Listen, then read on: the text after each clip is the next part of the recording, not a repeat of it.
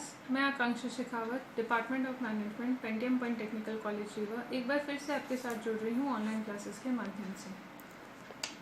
आज हमारे honourable CMD sir ने एक बहुत ही इम्पॉर्टेंट मैसेज आप लोगों के साथ शेयर किया है वीडियो के माध्यम से।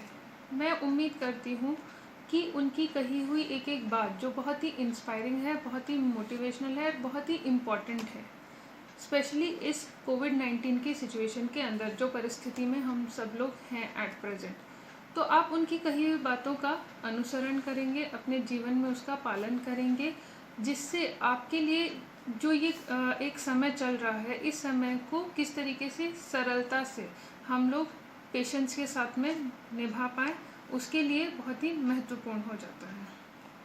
चलिए अब हम लोग बात करते हैं अपने सब्जेक्ट के बारे में। हमारा जो सब्जेक्ट है कॉर्पोरेट लीगल फ्रेमवर्क, उसकी एक नए टॉपिक के साथ आज फिर से हम लोग एक बार जुड़ रहे हैं। आज का हमारा टॉपिक है winding up of company. Winding up of company से पहले कल हम लोगों ने एक टॉपिक किया था लायबिलिटीज ऑफ डायरेक्टर, और आज जो दोपहर का सेशन था आपका, उसके अंदर हम लोगों ने एक टॉपिक कवर अप किया था मैनेजरियल रेम्यूनरेशन।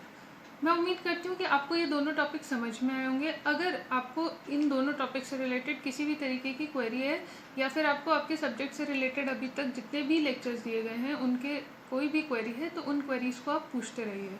कल जो मैंने आपसे बात की थी कंटिन्यूस फीडबैक की, तो उस बात का पालन करिए। अब हम लोग बात करेंगे वाइंडिंग अप ऑफ कंपनी के बारे में। कंपनी का वाइंडिंग अप होता क्या है? अगर आप जाओगे स्टार्टिंग ऑफ कंपनीज एक्ट, तो वहाँ पे हम लोगों ने बात की थी कि कंपनी एक व्यक्ति है, लेकिन कैसा व्यक्ति है? आर्टिफिशियल है। आर्टिफिशियल पर्सन किस तरीके से कंपनी बनती है? कंपनी आती है, जन्म लेती है बाय ऑपरेशन ऑफ लॉ। तो जिस तरीके से company by operation of law जन्म लेती है, उसी तरीके से कंपनी का जो समापन है वो भी बाय ऑपरेशन ऑफ लॉ ही किया जाता है। तो हमारा जो ये सेशन है उसके अंदर हम लोग बात करेंगे कि किस तरीके से हम कंपनी का वाइंड अप कर सकते हैं। तो आज के सेशन में सबसे पहले हम लोग बात करेंगे वाइंडिंग अप ऑफ कंपनी का मतलब क्या होता है और ट्रिब्यूनल द्वारा कैसे वाइंडिंग अप किया जाता है। तो चलिए आज का सेशन हम लोग स्टार्ट करते हैं। अगर हम लोग बात करें मीनिंग के बारे में, वाइंडिंग अप समापन का मतलब क्या होता है, तो समापन एक प्रक्रिया होती है। It is a process of ending life time of company. समापन एक प्रक्रिया होती है जिसके अंतर्गत हम कंपनी का जो जीवन काल होता है उसको समाप्त करते हैं। एसेट्स आर रिलेटेड, जो भी एसेट्स होते हैं कंपनी के, उन सब एसेट्स को रिलीज कर दिया जाता है, और रिलीज करके उनसे क्या प्राप्त किया जाता है? धन प्राप्त किया जाता है, धनराशि प्राप्त की जाती है, मनी प्राप्त की जाती है। इस पैसे का यूज़ हम कहाँ पे करेंगे? इस पैसे का यूज़ करेंगे हम पेमेंट ऑफ डेट्स के लिए। जो भी कंपनी की देनदारियाँ होती है उनका भुगतान करने के लिए इस पैसे का यूज़ किया जाता है, एक चीज़। दूसरी चीज़, वाइंडिंग अप का जो हमारा प्रोसेस है उसमें जो भी हमारा एक्सपेंडिचर होगा, जो भी हमारा खर्चा होगा, वो खर्चा भी इसी पैसे से हम लोग निकालेंगे।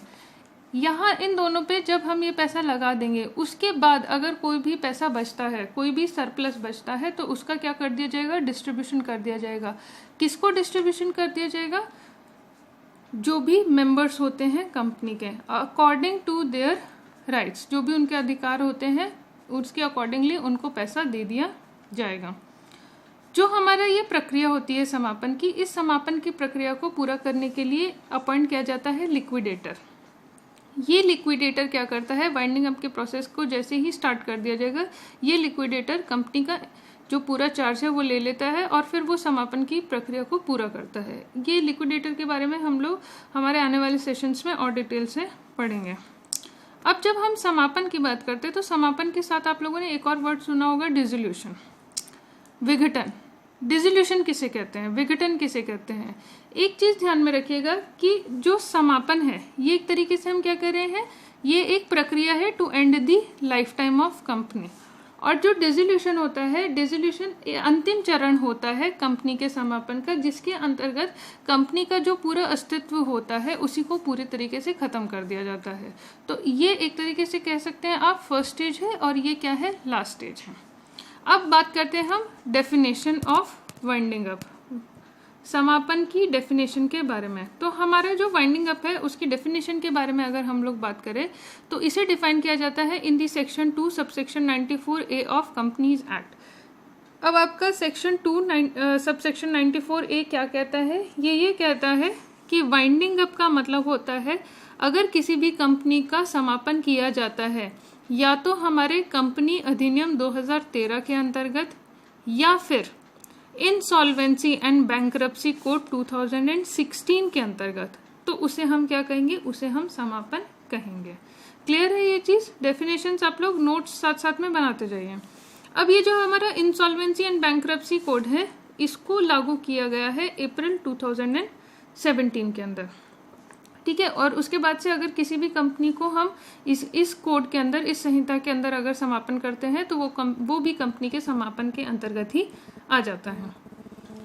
अब हम लोग बात करते हैं, ये हमारे दो मोड्स हो गए, एक तो हो गया अकॉर्डिंग टू दी एक्ट और दूसरा हो गया according to the code of insolvency and bankruptcy, ठीक है। तो अभी हम लोग यहाँ पे बात करेंगे कि winding up of company by tribunal के द्वारा किस तरीके से कंपनी का वाइंड अप किया जाता है।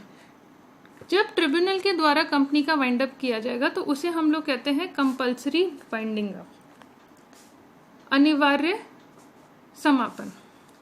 अनिवार्य समापन करने के लिए जो अधिकार है वो किसके पास होते हैं? ट्रिब्यूनल के पास होते हैं। ये अधिकार ट्रिब्यूनल को कोर्ट से शिफ्ट कर दिए गए हैं। ट्रिब्यूनल क्या करता है? ट्रिब्यूनल अपनी बेंचेस स्थापित करता है और जो हमारी मेन बेंच है ट्रिब्यूनल की वो है कहाँ पे? न्यू दिल्ली के अंदर। अब ट्रिब्यूनल के पास में क्या आएंगे? ट्रिब्यूनल के पास में पिटिशंस आएंगे और उन पिटिशंस के अकॉर्डिंगली ट्रिब्यूनल क्या करेगा? वाइंडिंग अप के प्रोसेस को स्टार्ट करेगा। तो हम लोग थोड़ा पिटिशन के बारे में जान लेते हैं।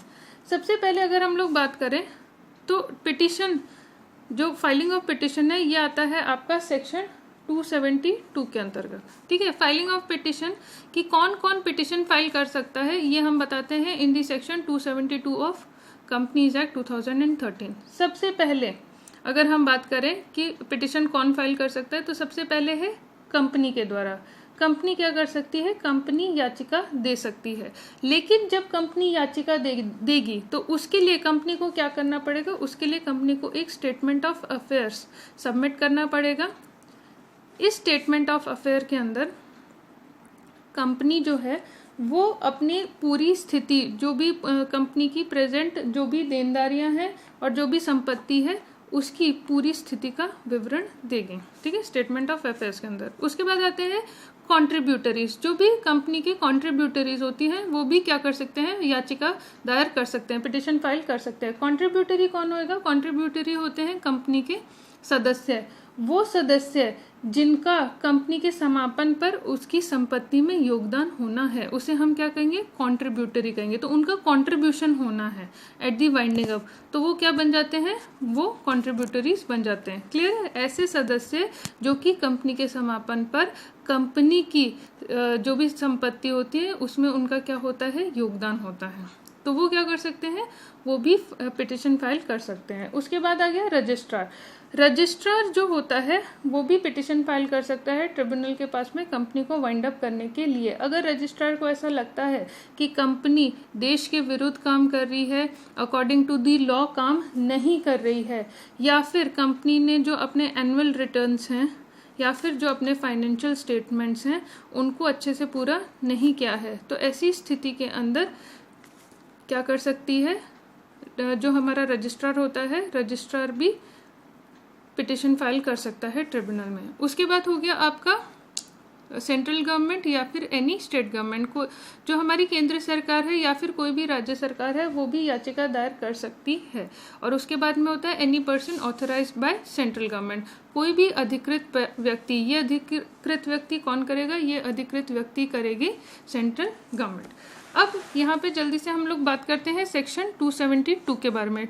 सेक्शन 272 जो है आपका, सेक्शन 272 ये कहता है कि कोई भी कंपनी किस तरीके से, जो कंपनी है ट्रिब्यूनल किस तरीके से उसका वाइंड अप कर सकता है। सबसे पहले है स्पेशल रेजोल्यूशन।